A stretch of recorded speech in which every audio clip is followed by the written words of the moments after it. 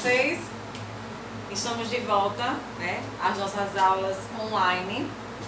Nesse momento ainda a gente não vai conseguir voltar presencial, então passou as férias, né? Eu espero que vocês tenham aproveitado em casa com diversas atividades que temos aí para fazer em casa, né? Porque a gente está em isolamento, ainda não pode estar saindo, mas diante dessas atividades que vocês estão fazendo em casa, vocês vão ter que incluir agora a parte das aulas, certo? Então, uma dica que eu quero dar para vocês agora nesse momento é vocês não deixar acumular, porque todos os professores vão começar a assunto novo, aula nova. Então, vão surgir dúvidas, né? Nós vamos estar à disposição, mandando sempre dever para vocês, respondendo os deveres com vocês. A escola vai estar enviando material impresso para vocês também, certo? Então vai ser uma fase agora de muitas mudanças. Tem as aulas online e tem todo o material que é para dar suporte para vocês, tá? Assunto novo e vocês, quem tem meu Face, meu número, né? Que quando for surgindo as dúvidas, podem me procurar sem problema nenhum, que eu estou aqui para ajudar a vocês, tá certo? Continuo com saudade, né? Quanto mais o tempo passa, mais a gente vai sentindo falta de toda aquela euforia que a gente vive, né, dentro da escola, aquele ambiente que é único, né, que é a nossa escola.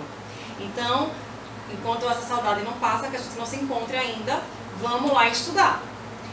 7º ano, vocês já terminaram o módulo 1, tá? Foi uma das únicas turmas que eu consegui terminar, né, o módulo 1. As outras faltavam muito pouco, porque a gente já estava com prova chegando antes de tudo acontecer, mas vocês a gente finalizou. Então, lembre que a gente finalizou o módulo 1 quando falamos de teia alimentar, cadeia alimentar, falamos sobre os biomas, tá? Então, a gente fez exercício todos, né, do módulo 1. Vamos começar o módulo 2. Eu quero, antes da gente começar a aula, uma observação muito importante é que as primeiras videoaulas a gente estava reforçando o que vimos na sala de aula. Vocês já tinham um resumo no caderno, né? Vocês já tinham algumas revisões até da prova, porque estava chegando prova já. Então, como é assunto novo, módulo 2, agora, vocês precisam copiar o resumo no caderno. Aquele velho resumo que a gente faz no quadro para facilitar a hora de vocês estudarem, porque o livro ele vem uma leitura bem maior, claro que vocês vão utilizar também porque é uma leitura para acrescentar, né? Como a gente sempre faz na sala, sempre está acrescentando com a leitura do livro, que o livro traz para a gente, mas esse resumo é importante que vocês façam. Então, o vídeo, vocês podem pausar o vídeo, pode voltar. Então, vamos para o nosso resumo, módulo 2. Outra observação, peguem o módulo para assistir a aula, porque tem várias imagens que vai estar ajudando vocês também a estar memorizando, né? Relacionando o assunto com a imagem, principalmente agora, que nós vamos começar, vamos lá, no módulo 2, vamos falar da classificação dos seres vivos. Eu sempre vou estar passando a página para vocês, que é para facilitar a vida de vocês, tá? Então, página 204 é agora o nosso início do módulo 2. Então, nós temos várias imagens a partir de agora, né, de alguns animais, de como é que eles são classificados. Então, é importante que vocês abram aí sempre nessa página e copiem o resumo, tá bom? E não deixe acumular. Uma dica, toda segunda-feira vai ter videoaula de ciências e português. Eu tô falando da minha e lembro da do português porque é o dia que eu decorei.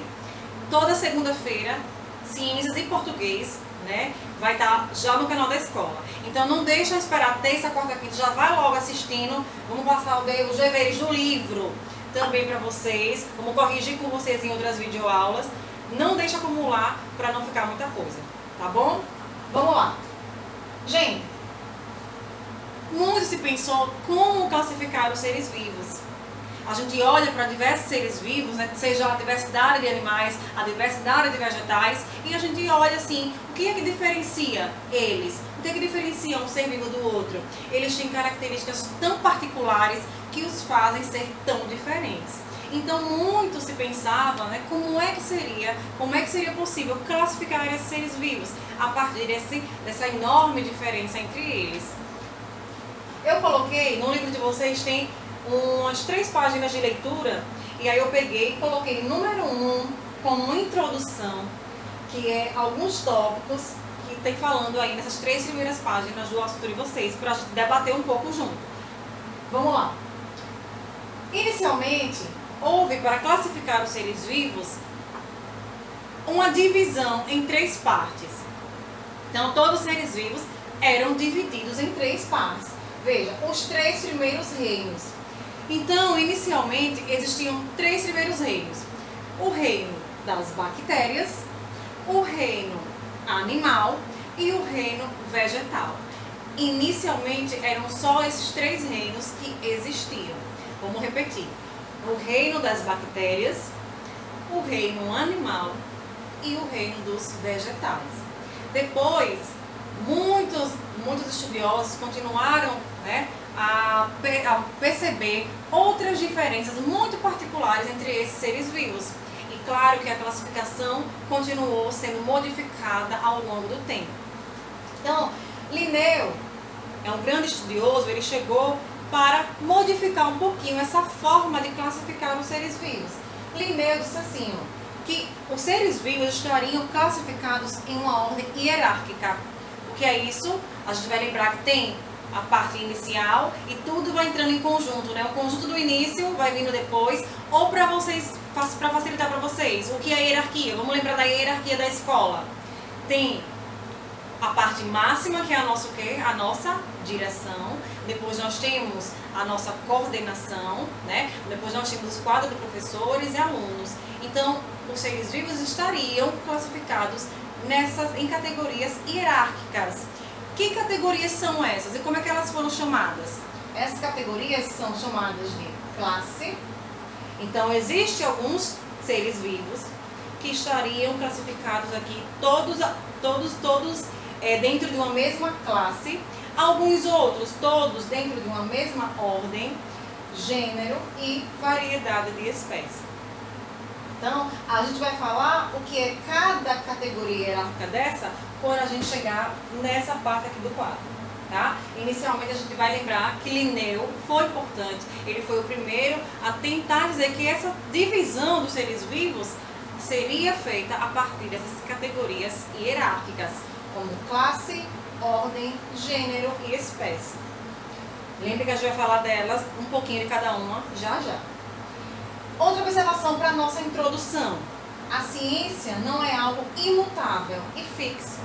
Então, se a gente sabe que depois de Linneu vai ter outros cientistas que vieram explicar a sua forma de classificar os seres vivos, é porque a gente vai lembrar dessa frase aqui que eu peguei do livro de vocês. Por que a ciência não é imutável? Porque ela pode estar mudando constantemente. Ela está sendo modificada com os avanços tecnológicos. Então, a gente vai avançando, né, a qualidade da ciência. E a ciência não é algo fixo, porque justamente isso, ela está em constante mudança. Então, a gente teve muitas mudanças em relação a esses estudos de como classificar esses seres vivos. E aí, a partir dessa frase, de toda essa mudança que a ciência vive, nós temos que os 5 reinos, né, que vocês já conhecem, que vocês viram um pouquinho desde lá no infantil, a tia fala de alguns reinos para vocês.